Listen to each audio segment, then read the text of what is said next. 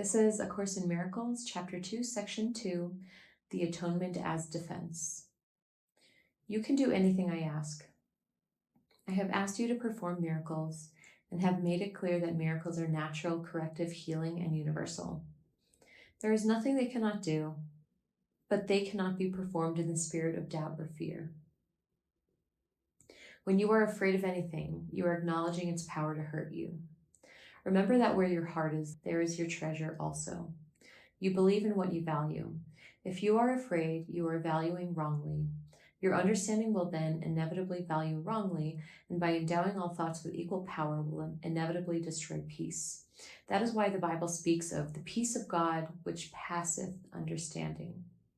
This peace is totally incapable of being shaken by errors of any kind. It denies the ability of anything not of God to affect you. This is the proper use of denial. It is not used to hide anything, but to correct error. It brings all error into the light, and since error and darkness are the same, it corrects error automatically. True denial is a powerful protective device. You can and should deny any belief that error can hurt you. This kind of denial is not a concealment, but a correction. Your right mind depends on it. Denial of error is a strong defense of truth, but denial of truth results in miscreation, the projections of the ego. In the service of the right mind, the denial of error frees the mind and reestablishes the freedom of the will. When the will is really free, it cannot miscreate because it recognizes only truth. You can defend truth as well as error. The means are easier to understand after the value of the goal is firmly established. It is a question of what it is for. Everyone defends his treasure and will do so automatically. The real questions are, what do you treasure and how much do you treasure it? Once you have learned to consider these questions and to bring them into all your actions, you will have little difficulty in clarifying the means. The means are available whenever you ask. You can, however, save time if you do not protract this step unduly. The correct focus will shorten it immeasurably. The atonement is the only defense that cannot be used destructively because it is not a device you made. The atonement principle was in effect long before the atonement began. The principle was love, and the atonement was an act of love. Acts were not necessary before the separation because belief in space and time did not exist. It was only after the separation that the atonement and the conditions necessary for its fulfillment were planned. Then a defense so splendid was needed that it could not be misused, although it could be refused. Refusal could not, however, turn it into a weapon of attack, which is the inherent characteristic of other defenses. The atonement thus becomes the only defense that is not a two-edged sword. It can only heal. The atonement was built into the space-time belief to set a limit on the need for the belief itself, and ultimately to make learning complete. The atonement is the final lesson. Learning itself, like the classrooms in which it occurs, is temporary. The ability to learn has no value when change is no longer necessary. The eternally creative have nothing to learn. You can learn to improve your perceptions and become a better and better learner. This will bring you into closer and closer accord with the sonship, but the sonship itself is a perfect creation, and perfection is not a matter of degree. Only while there is a belief in differences is learning meaningful. Evolution is a process in which you seem to proceed from one degree to the next. You correct your previous missteps by stepping forward. This process is actually incomprehensible in temporal terms because you return as you go forward. The atonement is the device by which you can free yourself from the past as you go ahead. It undoes your past errors, thus making it unnecessary for you to keep retracing your steps without advancing to your return. In this sense, the atonement saves time, but like the miracle it serves, does not abolish it. As long as there is need for atonement, there is need for time. But the atonement as a completed plan has a unique relationship to time. Until the atonement is complete, its various phases will proceed in time, but the whole atonement stands at time's end. At that point, the bridge of return has been built. The atonement is a total commitment. You may still think this is associated with loss, a mistake all the separated sons of God make in one way or another. It is hard to believe a defense that cannot attack is the best defense.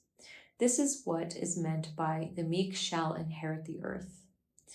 They will literally take it over because of their strength. A two-way defense is inherently weak precisely because it has two edges and can be turned against you very unexpectedly. This possibility cannot be controlled except by miracles. The miracle turns the defense of atonement to your real protection, and as you become more and more secure, you assume your natural talent of protecting others, knowing yourself as both a brother and a son. So in this section, there's a few interesting parts here that I'd like to talk about. One is about miracles, and that there's nothing that miracles cannot do, but they cannot be performed in the spirit of doubt or fear. And if you are afraid, you are valuing wrongly. So basically, it's really up to us to trust and to not be afraid. I've done a lot of fear work with people through one of the healing modalities that I work with. And this process basically just walks people through the depths of their fear. And often it may start off as something for some people, it could be sort of classic fears of like spiders or spaces or people, death, a lot of very common fears that people seem to have. But they start off in one area, but usually when you keep going deeper and deeper to what people are really afraid, it tends to be similar things. And that for a lot of people often is related to their relationship with God, whether it is maybe never being reconnected with God, being lost, being stuck in the void, being a lost soul. Those kinds of things are usually what's underneath. The thing is that most people don't even let themselves sort of go beyond that initial fear, and then it stays in that manifested form of something that sort of interrupts their day-to-day lives. But the important thing is where it says, if you are afraid, you are valuing wrongly.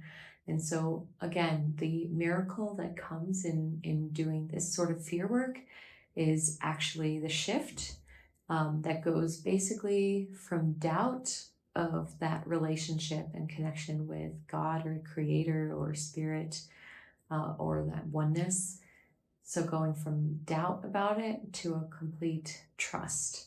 And that, when we can value correctly of what is really important and what we really want and what we care about, then then the fear goes away. And then something else I found interesting is about denial. The concept of denial is really interesting, that there is sort of a caveat of denial. Like denial, we usually think of that as something negative, but in this case, the denial of error is a strong defense of truth. But then denial of truth results in miscreation and the projections of the ego. So there's it really takes a lot of discernment for people to listen to which mind of error or truth, which thing, which mindset, which perception is error and which one is truth.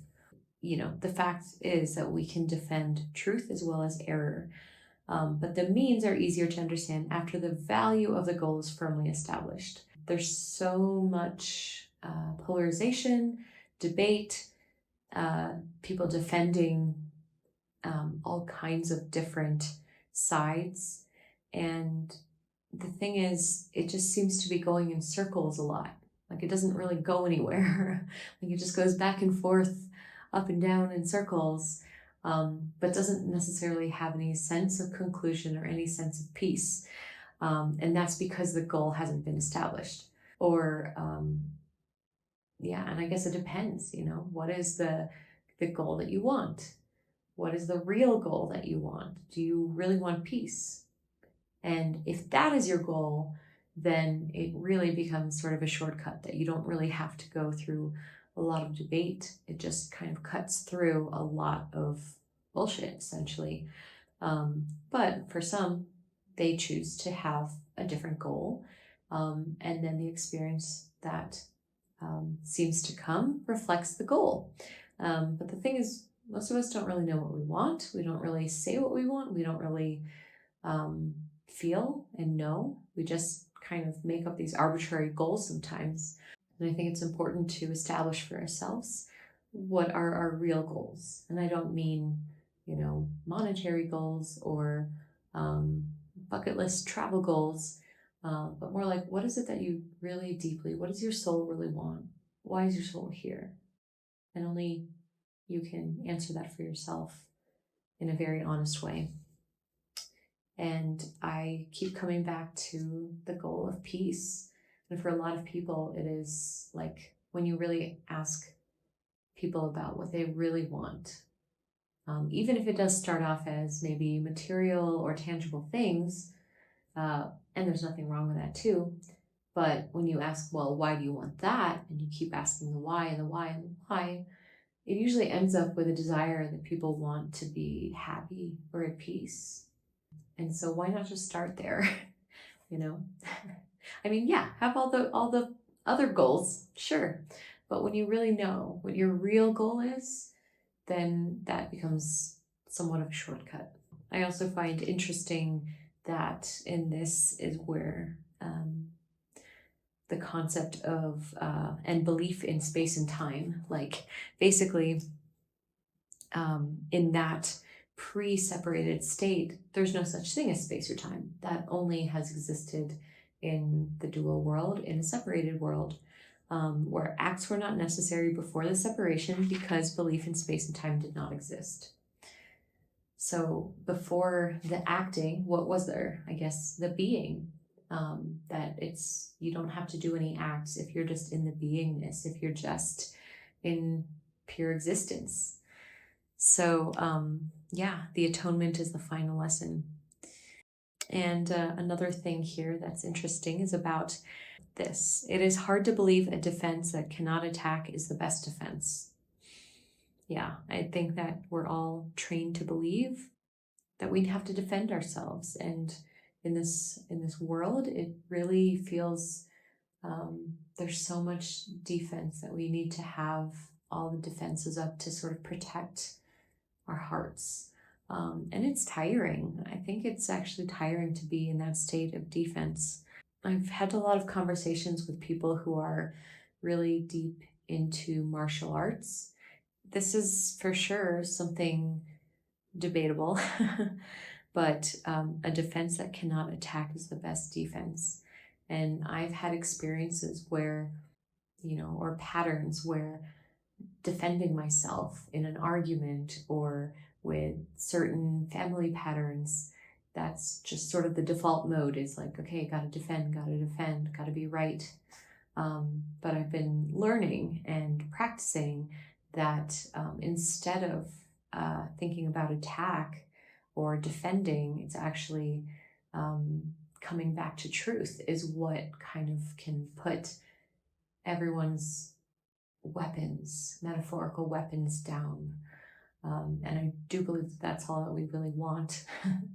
A lot of people that have trained in martial arts, there's a lot of training about learning about defense, but I do believe that some of the greatest masters, like the reason why they can actually outmaneuver others is because of the mindset of not needing to attack. Thank you.